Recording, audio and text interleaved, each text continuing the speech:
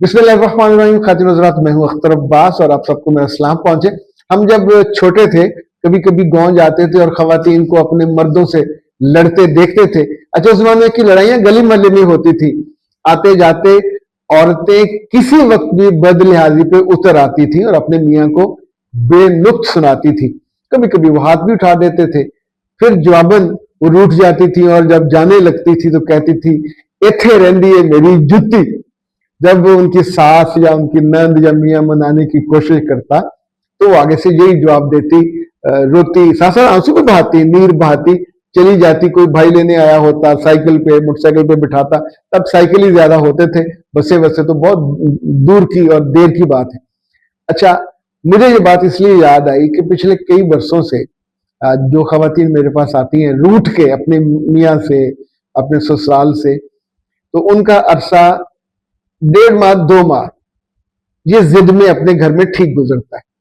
अच्छा, ये सारी वो लड़कियां, वो प्यारी लड़कियां जिनकी शादी हो चुकी है, जो रूठने के लिए तैयार बैठी हैं, जो रूठने के लिए पर तोल रही हैं, ये उनके लिए बहुत जरूरी है। मुमकिन है इसमें से आपकी कोई काम की बात निकल आए।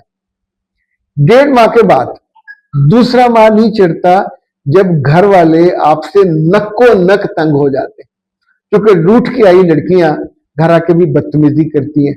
वो ये नहीं समझती कि मैं जहां आई हूं तो मैं आके घर में हिस्सा बन जाऊं, शक्कर बन जाऊं और घर के दूध को मीठा कर दूं। वो एक साइड पे, जैसे डीजल नहीं पड़ा होता तो डीजल तो कभी भी दूध में शामिल होकर उसे मीठा नहीं करता। अब वो तैरती हैं जगह जगह भाई और भाभी के कामों पे, उनकी खुशी पे, उनके कपड़ों पे, उनके बच्चों की तालीम पे, हर बात पे बुड़ बुड़ बुड़ करती ना खुशी का इजहार करती रहेंगी। रहना भी उनके घर में है और ख्वार भी उनको करना है। तो नतीजतन 1.5 माह के बाद भाई भाभी वॉमिट करने पे आ जाते हैं। वो माँ बाप से कहते हैं, भेजो की मुसीबत। माँ बाप जिंदा हैं तो ये कह रहे हैं, जिंदा ना होते तो रखते भी ना। अच्छा, अब दूसरा माह शुरू हुआ तो फिर इंतजार शुरू होता है, ये खबीस आता क्यों नहीं है, ये सारे। अच्छा, साथ साथ गालियां निकाली जाती इतनी बड़ी बड़ी, सास ने रोका होगा, ससुर ने रोका होगा, वो इसलिए नहीं आ रहा, ये तो नखट्टू है, ये वो है, ये वो है, जो जो बंदे की शान में आप गुस्ताखी कर सकते हैं। अच्छा, जो आप कह रहे हो कुदरती तौर पे ये सारी वेव्स वहां जा रही होती।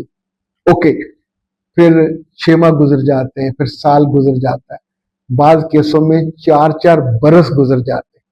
फिर माँ बाप अजीजों में से कुछ सियाना ढूंढते हैं, उसकी मिन्नत तरला करते हैं, उसको वहां भेजते हैं और वो जाके उनकी मिन्नतें करता है, कभी कभी अपनी पग उतार के रखते हैं।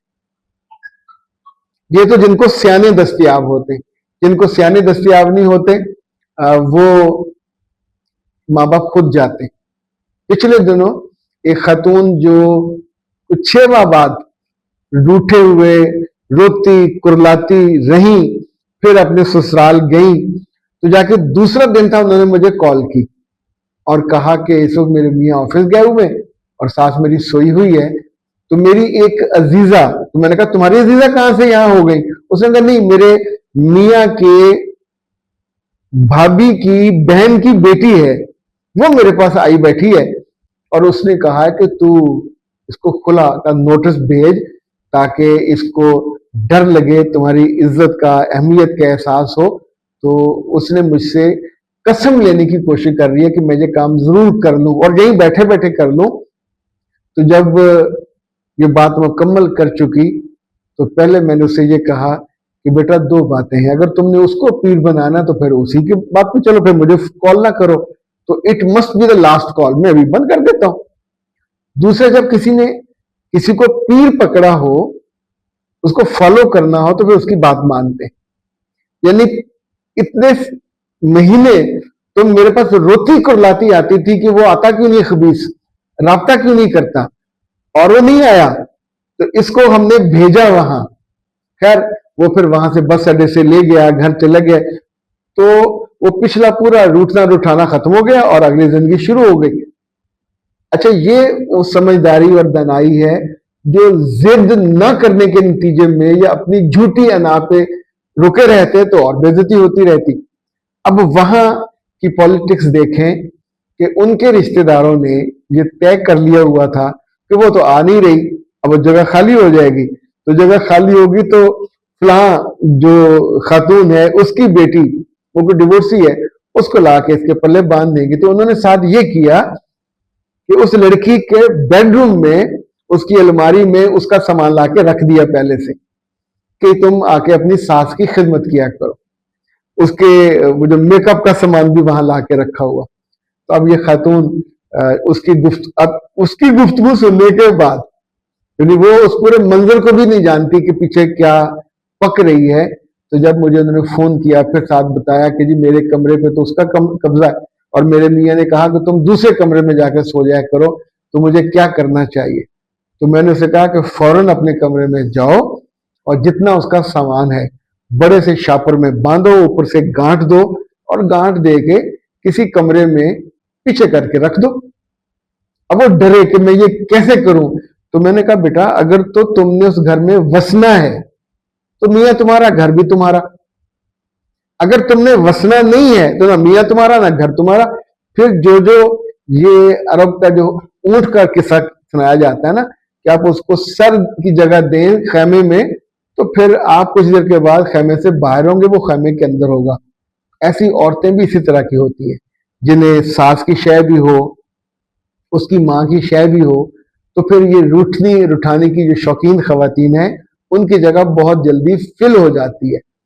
अब उसने अक्लमंदी ये की, और इसमें हमें अंदाजा था कि उसका मियाँ जब उसकी मां शिकायत करेगी कि इसने उसका सामान बाहर फेंक दिया, तो फिर मियाँ मुमकिन है गुस्सा करे। देखो, उस पर आपको डट के बात करनी चाहिए कि वो तो जब मैं नहीं थी तो उसका सामान पड़ा था, उसने कौन सा यहाँ रहना, ना मेरे बेड पे उसने सोना, ना मेरे साथ सोना, ना आपके साथ सोना। तो उसका सामान उठा के मैंने स्टोर में रख दिया, जब वो आए उठाए अपने घर ले जाए।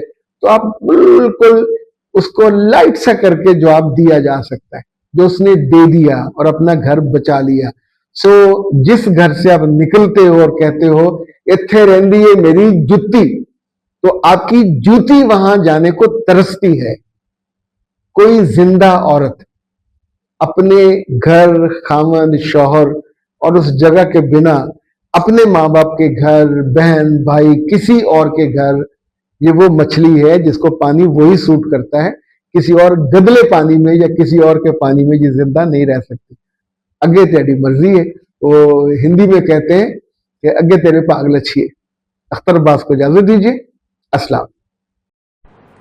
जिंदगी किसी सड़क की तरह है, ना तो सड़क सीधी होती है हमेशा, और ना ही उसमें से हम सज्जम सामने बाज आते हैं। मामलात हो, रिश्ते हो, ताल्लुकात हो, एक्सपेक्टेशन हो, इतनी जगहों पे इंसान के दिल को धचका लगता है और दिल दुखी हो जाता है। पर हमारे आसपास दुखों को चुनने वाला कोई नहीं होता, हमें हौसला देने वाला भी कोई नहीं होता, कोई रास्ता दिखाने वाला भी कोई नहीं होता, और ये हर बंदे के बस में नहीं होता। जब वो मेरे पास काउंसलिंग के लिए आते हैं, मेंटोरिंग के लिए आते हैं, तो हम पूरा 1 घंटा आपको सुनते हैं, ये आधा घंटा भी हो सकता है। पाकिस्तान में, पाकिस्तान से बाहर, जहां जहां सुबह 9 से रात 9 तक 1-1 घंटे के स्लॉट्स में लेता हूं, और उसमें सिर्फ आपकी बातें सुनते नहीं है, आपको बेहतरीन हल बताते हैं। ये काउंसलिंग पेड होती है, और सबसे मजे की बात यह है कि आप ही के मुतालबे पे, आप ही की ख्वाहिश पे और आप ही की मर्जी पे हम छुट्टियों के दिन भी काउंसलिंग के लिए ऑन रखते हैं। 0300 946 8746, 0332 746 8746। पाकिस्तान में हो या पाकिस्तान से बाहर, जरूर रब्ता कीजिएगा, ताकि आपके दुखों को हम मोहब्बत की चिमटी से ऐसे करके उठा सके और आपको रास्ता बता सके, ताकि आपकी जिंदगी का सफर आसान, सहल, खुशगवार और बहुत अच्छा हो।